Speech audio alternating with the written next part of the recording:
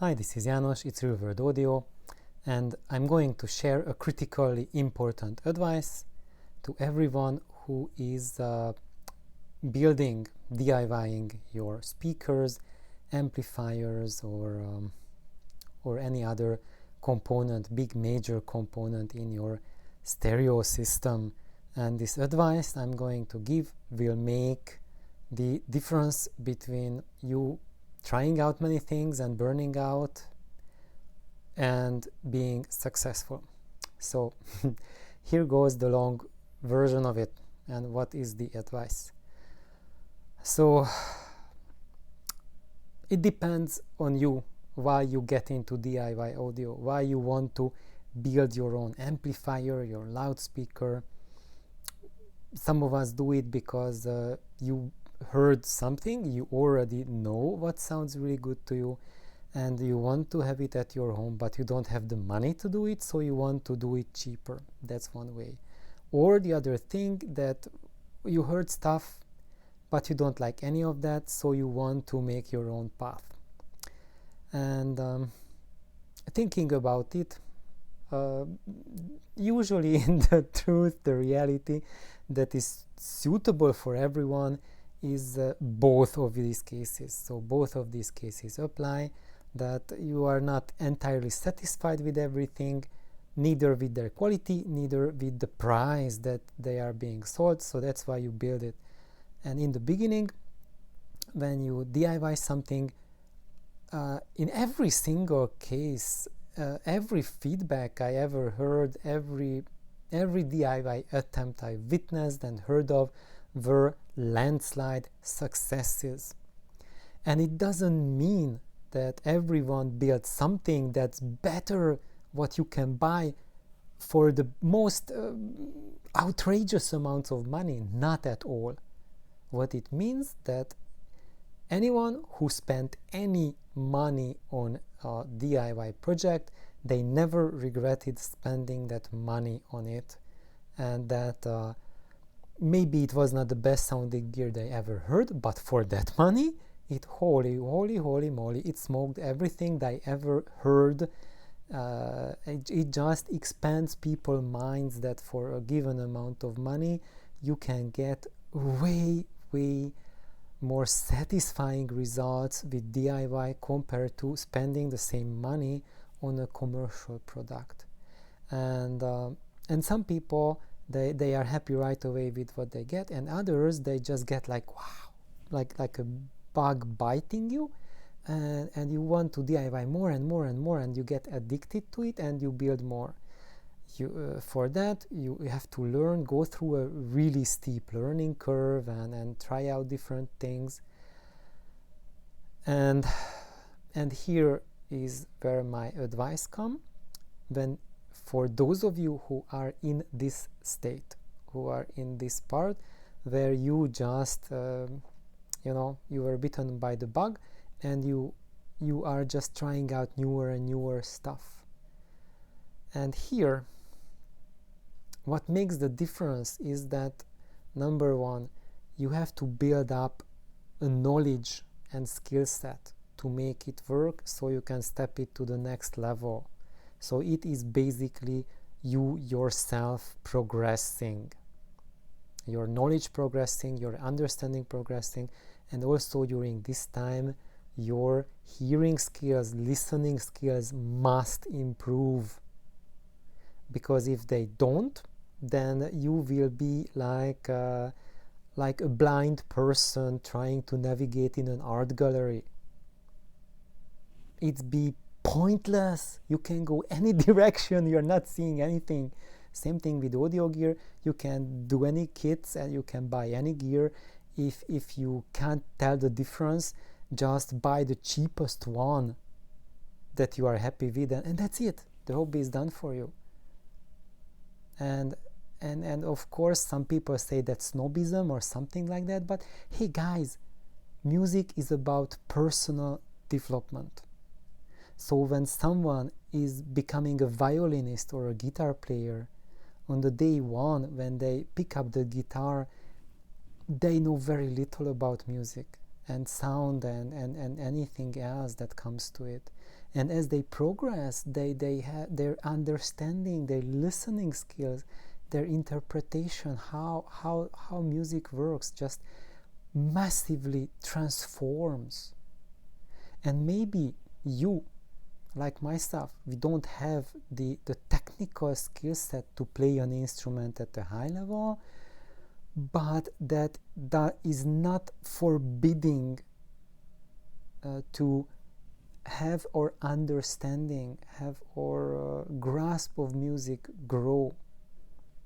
You can still do that. Just the same as imagine a musician who maybe has hurt his fingers and he cannot play the instrument anymore, but he can still attend the concerts. He can go to the opera, he can listen to his fellow musicians playing, and his skills still, his musical abilities still can improve vastly over the time. And when his skills return to his hands, he will be a much better musician than he ever was.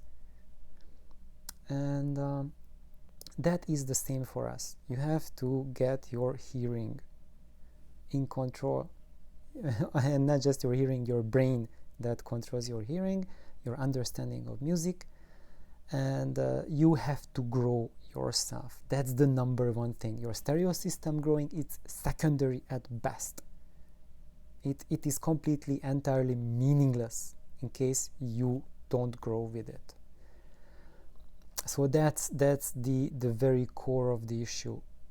You have to focus on yourself and ask yourself, okay, do I understand music better than I did a year ago? When I hear the system, am I able to tell the flows based on hearing? Can I now? So one way you can tell this is that just take a system that like 2 years ago you thought it's the best sound you ever heard, and go back to it and listen to it again. And if you still think it's still the best sound and you cannot find flows with it, then I would say the problem is with you. It means that your listening skills have not improved. But I really dare you to try it, and you will find out that something that you found perfect 2 years ago, now you will find that that's not the end of the road. And that's the point of music, and not just music, but our hobby, audiophilia, DIY audio, is to come to realizations, to understand yourself, understand music and your relationship with music. And if you are progressing there, then your system's progression can aid you and help you. And if you neglect yourself, then everything will just fall down to the lowest common denominator, which means just you wanting more money and more resources and more expensive gear and just instant gratification and just suffering because you are not getting any of it, regardless how much money you pour into it, because it will never be enough. And it is not the gear's fault. It's not that, let's say, Bauer Wilkins makes shitty expensive speakers or anything like that, or pick any brand. And it's not, you are not disappointed with the brand. Your disappointment comes from yourself, because you have not developed, you have not changed. You thought that you will pour money on the problem and it solves everything. It solves nothing. Yes, it gives you a lot of possibilities, a lot of chances, but if you are not ready to take them, they will lead you nowhere. And incidentally, this was, I think, one of the very first lessons my mentor shared with me, Stu Ono, that he said, when I was talking, I was like, like a fresh greenhorn, and audio know this, audio know that, the ongaku, I was telling him, if I could have an ongaku right now. And as Stu said, János, stop that. Even if you had the money for that, do not buy an ongaku by any means. You now have a Dynaco Stereo 70. Go to the step beyond that. play around with your stereo 70, get more out of it than what is there, because you yourself have to develop to that stage. And if you skip everything in between, then you won't be able to ever enjoy an ongaku or appreciate what it does. And this is true for everything in life. Like, to grow up, you have to grow up. From the kid, you can't just jump to a grandpa stage. You have to just, a young kid, go to school, go to college, or build homes, or become a lawyer, whatnot, and then just go through all stages in life, and that's when you have like a full life, a full experience. Going from a kid straight to a grandpa, you will be a completely dysfunctional person. Wow. Many of us, by the time we got to our late stages, we regress back to a childlike state, dementia and bodily decline, but it's you need like to live a full life in between them. Anyway, I think that was it. Just to have success, you need to focus on your own development. But I have shared this message before, yet this was all an introduction to what I really mean to share, and I'm going to share it in the next video because it's a little bit different but relating here, but only that advice comes only if you already have taken this advice, because the prerequisite of the golden advice that's in the next video is that you already have assumed responsibility over your own life, over your own skills, and you have made the decision to trust your hearing, to improve your hearing, and better yourself, and just leave the troll community who is all about, nah, you cannot trust your hearing, you only can trust measurements, and who measures right? I don't know. There's a guy on the internet, he's really good, and I'm not trying to make fun of people who measure gear. It's very important to do that.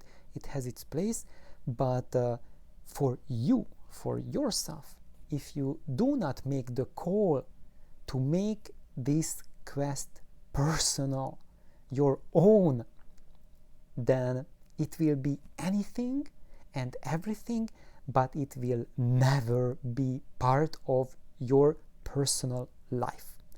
It will be something around you, something in your head, but not something that will ever touch your heart and will mean anything to you once you become a grandpa and look back to your life, what you have done with your audio quest, your audio adventures. Did it make you a better person? Do you think about it with a smile, or you just think, I was fighting with trolls my whole life, no one ever understood me. Grandpa, why are you so grumpy? Anyway, so I hope that was a little bit good for everyone. Maybe you had a good laugh. Maybe you found a few things to change. Maybe you don't need to change anything.